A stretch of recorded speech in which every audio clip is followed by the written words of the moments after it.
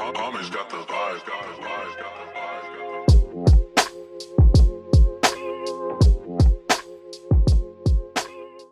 Hello YouTube, how's it going? A little introduction, since this is going to be the first video on my channel. My name is Amir Solo. I'm a web developer, software engineer, computer programmer, different titles, pretty much the same thing.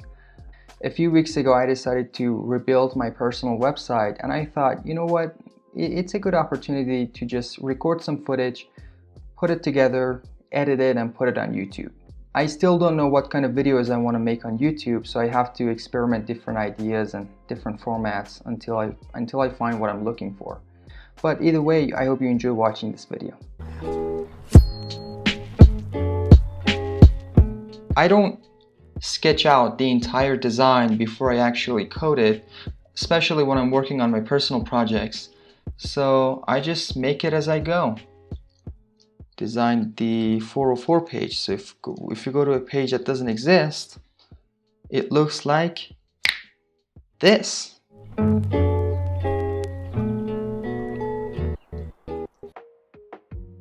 So I spend my free time working out, playing basketball, watching YouTube, and watching Friends.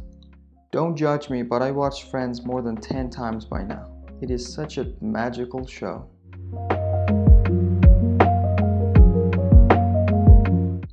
Shout out to NASA for taking this picture. So I can't think of anything. I can't visualize what I want to have as my footer in my head, so I have to use the old-fashioned paper and a pen.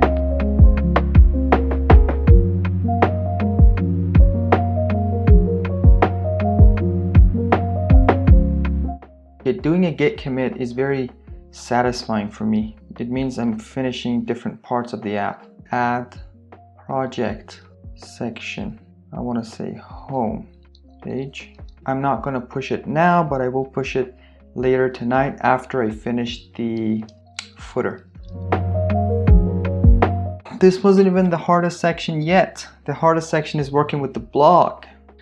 But you know, it's my first time using Next and Tailwind. That's why it's taking a little too long, I guess.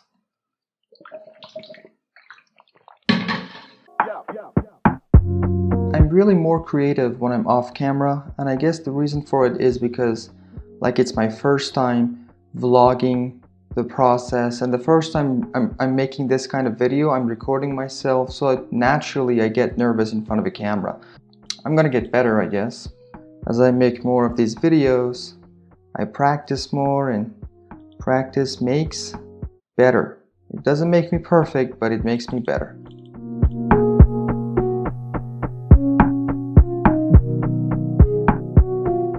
If you're wondering how you can have your customized email address, obviously, first of all, you need to have a domain name.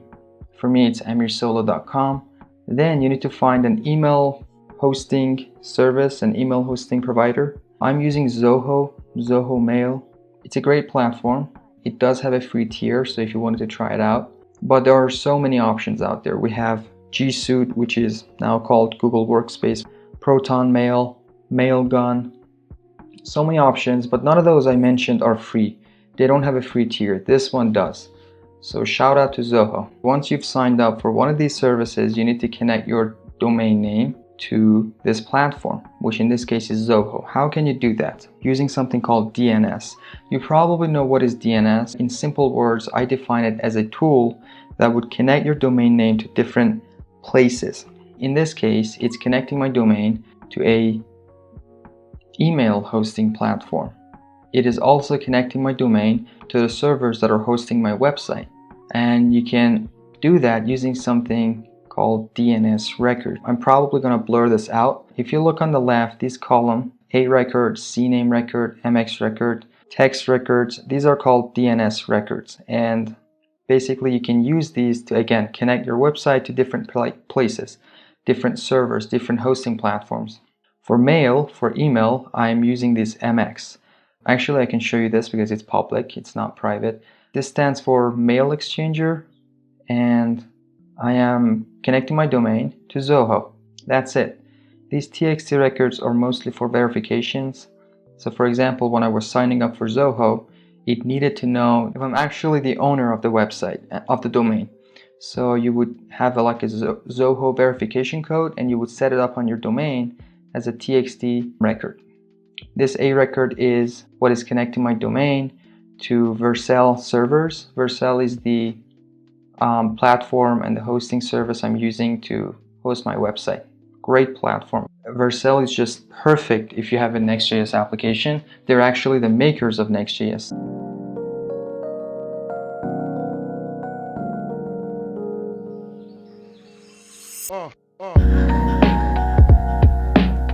The tech stack page is done. This Cypress image is a little fade, so I need to change it a little bit.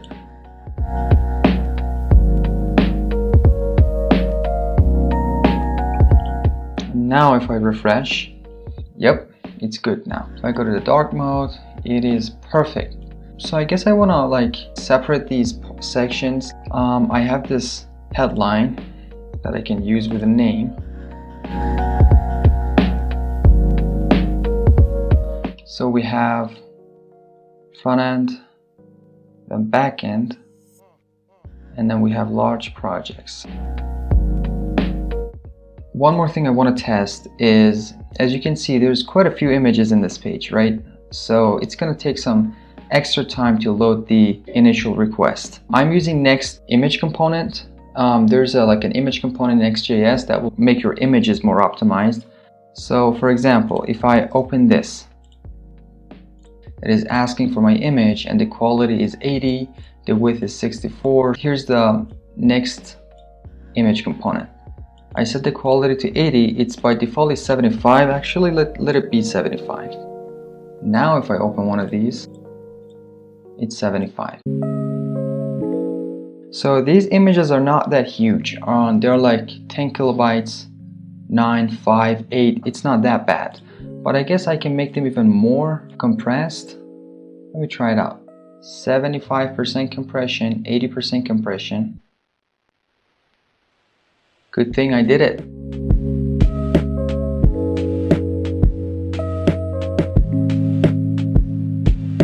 And git push. Push onto the GitHub, and Vercel will just take it onto its servers and it's done. Actually, let me show you. See, we have a new deployment just now. So the blog is going to be the most dynamic part of the website because there's a content that needs to be managed, fetched, and shown to the user. So there's like a process and some functionalities. As far as the content management, there are many options out there. One of them would be using a headless CMS.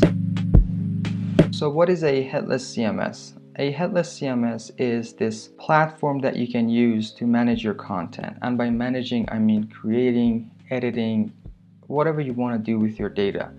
But the important part is you abstract it out, you extracted the content out of your website and you put it in this one centralized place called a headless CMS. Like you can sign into your account and you have this entire control panel and options, and you can do many things with your content. For example, you have this like visual editor that you can use to write out blog posts. And then what you can do is to just like fetch data from this headless CMS. They have an API and you would show it to the users. So this is a great option. It is flexible, it gives you more freedom, it is abstract. Another way would be just to have your content on the file system next to your code base, next to your static files. So in the root folder, like in the root directory, I would create a folder called, for example, blog. And inside of this directory, I would have like a new file called post.md. So this is like a blog post. So for each individual blog post, I have one individual file where I can write out my content, in this case in Markdown. Which one is better? I guess on paper, theoretically, using a headless CMS seems to be a better solution. Like you have this set of tools that you can use to manage your content. You can have different authors, you can have many categories, you can customize your data.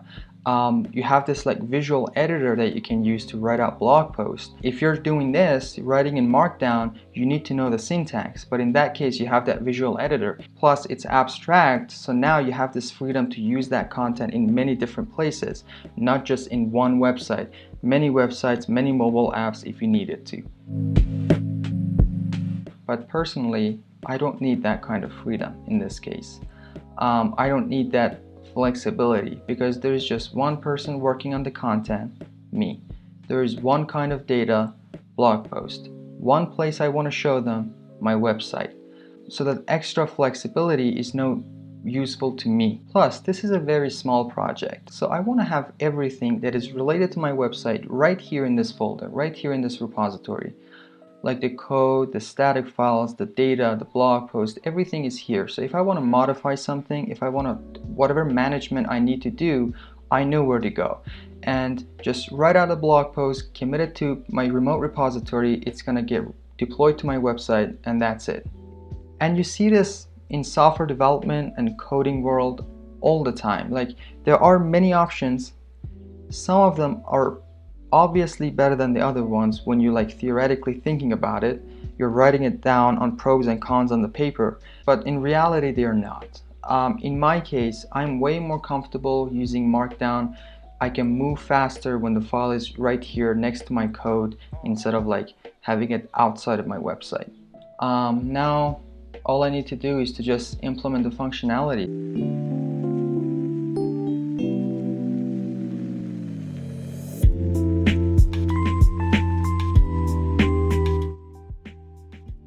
Not having the best situation, but seeing the best in your situation is the key to happiness. That's true. So basically, get static paths is the possible routes for a page.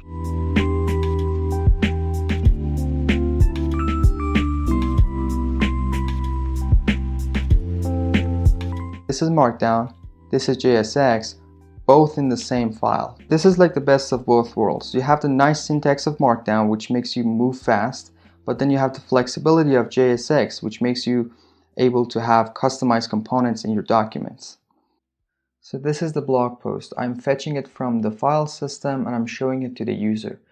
But this is very ugly because it doesn't have any styles, and the reason is because I'm not styling any of the elements. This is getting automatically generated from MDX and it's getting automatically inserted to my document.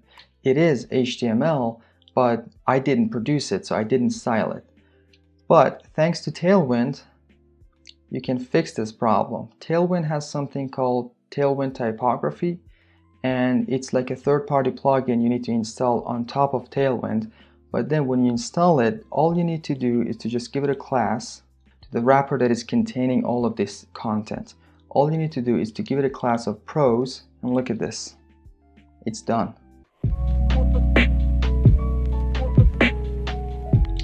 Okay, it's done.